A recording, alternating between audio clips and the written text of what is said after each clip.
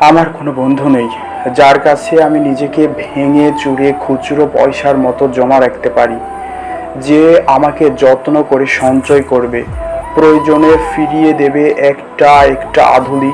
সত্যি বলতে আমার কোনো বন্ধু নেই। বন্ধু বলতে জেনেছি যাদের, তারা কেবল পথ চলতে সঙ্গী ছিল।